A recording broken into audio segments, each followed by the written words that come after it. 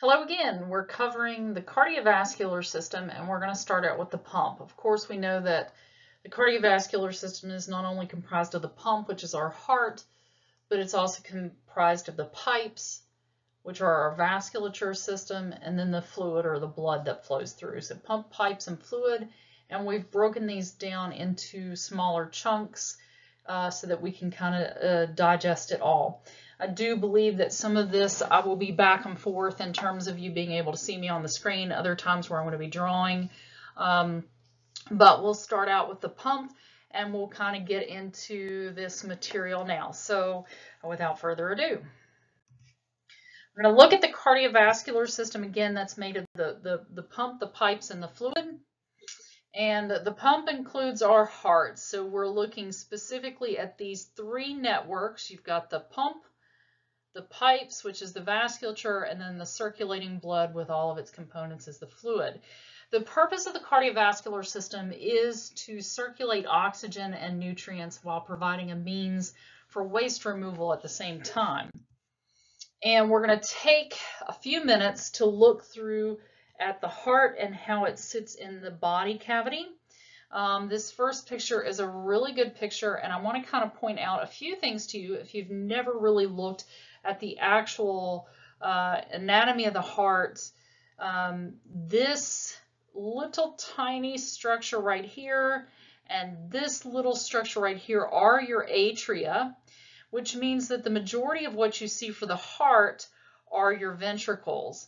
And you know that this is the right ventricle and this is the left because you have the left anterior descending artery that travels down and splits them in half.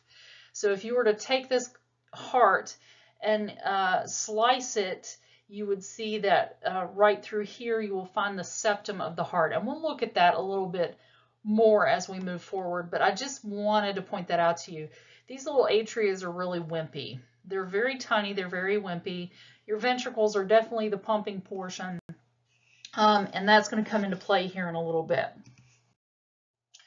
Now the heart, when we think of the word apex, we usually think of, we're at the top of the hill, for example, the apex of the hill, we're at the top of the hill. This actually is the result of a unique thing that happens during when we are in utero, when we're in the process of developing inside mom's womb. The vessels take on this very interesting appearance. They look like this, and then they start twisting. And when they twist upon themselves, and what started out at the top ends up twisting and being on the bottom. So the apex of the heart, while you might think that should be the top, is actually not. The apex is the bottom of the heart. It's located just left of the sternum at the fifth rib, and that's actually the optimal place in order to auscultate the heart. And this is called the point of maximum impulse.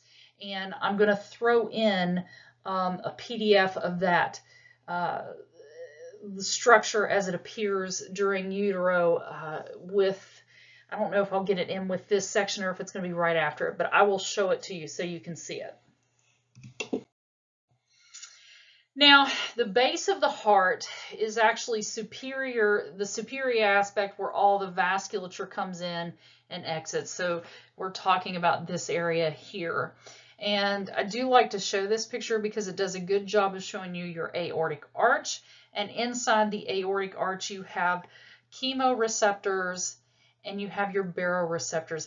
And remember, your chemoreceptors are looking at chemical composition, so they're looking at the amount of oxygen and carbon dioxide, and your baroreceptors are looking at the pressures that are coming through. And you do have some chemoreceptors up here as you start moving toward those carotid bodies as well. Now, the cardiac properties and the effects. The heart is made of very specialized muscle tissue that's found nowhere else in the body. It looks like that striated appearance, but it actually has these little intercalated discs that allow it to have this nice coordinated contraction. So it allows the heart to have a nice coordinated beat just as a result of those intercalated discs. The cell contains very unique properties, which include automaticity. It doesn't rely on the brain to tell it to pump. It can do it on its own. So we always talk about cardiac death and brain death as two separate entities. So it has automaticity, but it also can be excitable. It can respond to the nervous system involvement. It can be influenced, and it can increase the contractility. So it has the ability to contract. And there are differing ways that we look at the heart. You have the function as a two-stage pump. You have a right side and a left side. And I always like to draw this out, so I'm probably going to pause the video and do a drawing here in a hot minute. But we do have that, and then we also have to look at the heart from a top and a bottom standpoint. So I'm going to go ahead and stop the video and bring myself in to kind of do some drawing. So when you think about the heart, you need to think about it in a couple of aspects. You have the right atria, or the atrias, and then you have the ventricles. And what you need to do is think about it in terms of you having a right and a left side. And when you think about the right side, the blood is coming in. Let me change the color on that just so you can kind of follow along with me. The blood coming in here is going to be the low pressure here. I've got the wrong button on. There we go. So it's low pressure because we're coming from the ankle. So if you can think about it in terms of the feet, here's my cute little foot, ain't it just precious? So you're pulling, that is terrible. That is a terrible ankle. Anyway, you get the concept here. The blood is coming up through that inferior vena cava. It's getting dumped into the right side of the heart. So this is our low pressure. So we're not under a lot of pressure here. It's a low pressure hose because there's nothing kind of pushing it back up. Then you have to think about the left side, and all that blood is traveling and it's going up and out. Remember, it's going to travel out the aorta. Okay. Well, that's great, Paula. You can really spell. It's coming through the aorta. And because it's coming through the aorta, wow, that just completely erased on me. Because it's coming out the aorta, let's just try this again, shall we? Craziness. All right. Dang on it. Keeps changing my color back. Why? I hit the button. Why are you doing that? All right, there's your atria, here's your ventricle, and we're going to represent this with the blood. The blood is pushing out, and it's coming through the aorta, okay? And that aorta is constantly full of blood, constantly full of blood. There's always blood in this aorta. So that means that that left ventricle has to push and contract really hard in order to shove that blood up and out. So when it does that, this is a high pressure hose. So this is the high pressure hose side. So this is the first way that we want to view the heart, as a low pressure hose and a high pressure. So you're breaking it into a right and left side. Then we have to take it from a different perspective and look at it altogether different. We have to look at it from a not only a right and a left, but you also have to look at it from a top and a bottom. See, it keeps changing my color back, and that's making me insane. It's okay. So we got to look at it as a top and a bottom. So you have the atrias, and then you have your ventricles. And that's how we're going to kind of approach the way we look at the blood flow through the heart. So in the previous slide, I mentioned that we have to look at it from a top and a bottom aspect as well. So this is where you're looking at it from the atria. So the atrias are contracting and it shoots the blood down, and then the ventricles will contract and shoot the blood out. So what is the best way to get water out of a dish rag? It's to wring it, and your heart does the same thing. So your atrias may contract this direction, but your ventricles will oppose it. So it's the best way to get blood to come out of the heart. So there's just, you can see how that blood flow kind of comes through. And we can't have this conversation without talking a little bit about the coronary vasculature and looking at the external structures of the heart itself. So you do have this component, which looks like it's just kind of part of that superior vena cava, but this is actually your right atria, and you have the inferior vena cava that kind of dumps in here as well. It's just in behind. You do have the aorta, which comes around. You will see this little ligamentum arteriosum, this in utero, and you'll see it in the picture that I provide, is actually the site where some patients have backflow of blood. This doesn't close off entirely. This was actually part of our bypass mechanism to allow us to get the blood flow and oxygen and nutrients we needed directly from mom without having to breathe internally. So this is part and parcel to that. That serves as a nice anchor point and holds that structure in place, which can be a problem if you have a patient who's in front-end motor vehicle collision and they hit the chest wall with the steering wheel. That sudden stopping motion where the heart is still traveling forward can cause the aorta to shear directly at the point of that ligamentum arteriosum. These are the patients that are dead the minute we get to the scene. They're already dead because they will mass exsanguinate or they will lose mass amounts of blood as a result of that shearing mechanism. It's like a cheese grater effect almost. So it just slices it, tears it open. But you can see the majority of the heart that we know to be the heart is you're looking at the ventricles. And you do have the little left ventricle that's kind of sitting over here that's off to the side. You have this left anterior descending artery, that vessel that feeds down through. That tells you that this is the right side versus the left side of the heart. Remember, our apex is at the bottom. This is the right coronary artery as it comes off of the aorta. You have a left coronary artery that also comes out, but it's hidden under this little fat deposit here, so that's why you don't see it. But those are the two main coronary vessels. We're going to take some time to look at that here in a minute.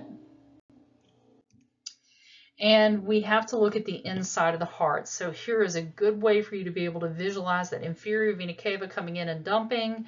You have the superior vena cava. They're both dumping into that right atria. And you will see that you have a right AV valve or tricuspid valve. Tri meaning three. It has three cusps attached to it. And then you have a bicuspid, which only has two, or a mitral valve over here. But we're going to come back over here. You have the right atria. The atria will contract. It's going to shoot blood through that tricuspid valve, and it will land in the ventricle, the right ventricle. You'll see that the heart, those cusps of that AV valve are held in place by chordae tendineae, or tendinous cords. That's the same thing. And those connect in here with the papillary muscle. So what that does is when the ventricle contracts, if you can visualize this, you'll be doing great. As that ventricle contracts, the sheer act of the contraction will take that papillary muscle and it's going to move it kind of upward and inward, and that's what helps keep the blood flowing in the direction it's supposed to go and not backflowing into the atria. And then, so the right ventricle here, you'll also see this is not a mistake on the part of the artist that rendered it. You'll see that the right ventricle, the muscle is very wimpy looking in comparison to the left. That is on purpose. That's the way it actually looks. And it's like this because remember we said that you have the right side of the heart is your low pressure hose. It doesn't require a lot of muscle to make it pump. It doesn't need to. It's not under a lot of pressure, so it does just fine. Whereas the left has to push all that blood against all the blood that's sitting in the aorta. So it's harder for it to pump out. So it's going to be a fatter, thicker muscle because it's got to pump harder. So that blood, the ventricle contracts, shoots blood through this pulmonary valve. They are semi-lunar. They look like a half moon shape. And it's going to shoot blood out and to the lungs. And in the lungs, it's going to pick up oxygen and it's going to bring it back. And remember, this is the pulmonary artery because it's taking blood away from the heart. And then it's going to come back from the lungs through the pulmonary veins because this is going back toward the heart. It will enter into that left atria. The atria will contract. It's going to shoot blood through that left bicuspid valve or mitral valve into the left ventricle. The left ventricle will contract, and you can't see it, but it will shoot it out the semilunar valves and into that aorta. It's kind of tucked up in here in behind this structure here. So that's how that blood flows through the heart. You do need to commit that to memory. It will make your life a lot easier because when we start talking about disease pathology of the heart and heart failures, then suddenly it will make sense why things start to back up the line and how you see the presentations that you see. And I just threw this picture in here because I really like how it does a good job of showing you that aorta and how it kind of travels down in behind. It passes through that little tissue there for the diaphragm and down to where it can split off into the right and left femoral arteries. So I just think it does a nice job at showing you that. That's the only reason I included it. Now the heart itself is surrounded by a pericardium. It's a very fibrous tissue. It has two layers. The layer that touches the organ, which in this case would be the heart, is called visceral. The layer that touches the cavity is called parietal. So you have a visceral and a parietal pericardium, and those two layers are separated by a thin layer of fluid. And if you should have any type of infection or inflammation that impacts that fluid that sits between those two layers of the pericardial sac, then it causes a condition called pericarditis, where you have an infection that's in between those layers of the pericardium. If someone is experiencing pericarditis, they'll tell you they have chest pain that's just constant. They can't seem to get rid of it. But if they lean forward, the act of leaning forward is going to give that chest wall a little bit more extra space for it to push forward, and that's going to give a little bit of relief. So they may say, oh, you know, if I do lean forward, it doesn't hurt as bad. That's the indicator to you that this is pericarditis. Now, there's other ways you can look at it too, but that's just a quickie. Now, when it comes to the heart muscle itself, and we're going to look at this a little bit more in depth because I really want you to understand how the heart gets its own blood supply to feed the muscle. You will see this does a good job of showing you the pericardial sac and how it kind of connects in to the tissues, the surrounding tissues, and creates that little space. And of course, you have that little bit of pericardial fluid that travels through there. You can kind of see how this appears. And the epicardium is actually, in this case, it's considered part of that visceral pericardium. So the epicardium and visceral pericardium are the same. It's not very common in most organs. This is a unique presentation. So you have the epicardium, the outer layer. You have the muscular middle, which is called the myocardium. And then you have the internal layer that comes in contact with the blood flowing through the heart. That's called the endocardium. So you have the endo, the myo, and the epicardium. Just another good picture to show you how that vasculature kind of comes into play here. You can see the blood vessels as it passes through, and you're like, wow, but it's sitting on the surface. So how does it get inside the muscle itself to feed those individual cells? And I'm going to show you that here shortly. That's where we're going to get into this. So how does the heart get its own supply of blood to make sure that muscle can contract like it should? We'll start out with, we're going to take the heart, we're going to take that heart, we're going to look at it from the top down. So we're looking down inside the heart here. And what you'll see, you can kind of follow this now, it's flipped. So please be aware of that. This is your tricuspid. You've got 3 cusps, so that's how we know this is the right side. And then you have the bicuspid, or your left. So we're kind of looking at this upside down, or the other direction. But here's what I want you to see. I told you before, you had a right coronary artery and you have a left coronary artery. Those are the only 2 vessels that come in to feed the heart. Let me repeat that. You have 2 vessels, that's it. A right and a left. And you'll see that there's just this little tiny opening. So here's these little semilunar valves. Remember we talked about those? There's the little semilunar valves. And you have this little opening on either side. Now this is important because what happens is when the ventricles contract and it shoots blood up, those semilunar valves will open and it actually covers these openings, so it protects your coronary vessels from that really high pressure. So your heart is really sophisticated in how it makes sure that it protects itself. And then when the ventricles relax and those semilunar valves drop, then the blood from the aorta, remember I said it's always got blood in it, that aorta is going to gravity feed the blood down. So that's why, if you've ever wondered why they put so much emphasis on the diastolic pressure inside the heart, that's why. Because the diastolic pressure is how much pressure the vessels are under when the heart is in diastole. When the heart is at rest, that's how much pressure exists. So if you have a diastolic BP that's over 100, think about the amount of pressure that's placing on those 2 little vessels. Those 2 little vessels that are feeding our heart. So that's why they care so much about that. That's why that comes up. So this kind of shows you the valves and how they